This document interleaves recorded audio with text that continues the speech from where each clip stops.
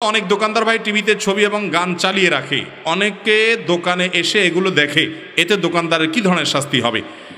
এটা ঠিক যে বিশেষ করে গ্রামাঞ্চলে চায়ের দোকানগুলো তো টেলিভিশন ছাড়া, দোকানদার বেচারা দুইটা বাক্স রাখছে, একটা ক্যাশের বাক্স ব্যবসার টাকা এখানে রাখার জন্য, আরেকটা বাক্স রাখছে ওইটা হলো জাহান্নামে যাওয়ার জন্য, যত যা রসদ দরকার সবগুলো সে সেখানে রেখে দিয়েছে।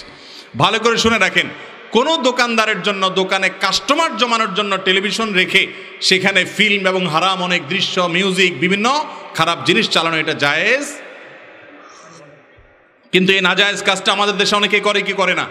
দোকানদার ভাইরা আমার, আমি জানি যে এই টেলিভিশন বন্ধ করলে হয়তো কিছু কাস্টমার কমবে, ওই রকম কাস্টমার যে হারাম জিনিস ছাড়া আর কিছু দেখতে চায় না, সেই কাস্টমার কমলে আপনার রিজিকে বরকত কমবে না, হয়তো ইনকাম দুইটা কম হবে, কিন্তু যেটা কম হবে ওর মধ্যে আল্লাহ কি দিবেন? বরকত দিবেন।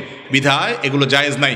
দোকানদার ভাই টেলিভিশন রেখে হারাম জিনিস দেখানোর কারণে যত মানুষ দেখবে তারা সবাই গুনাহ, তার দায়ভার নিতে হবে তাকে।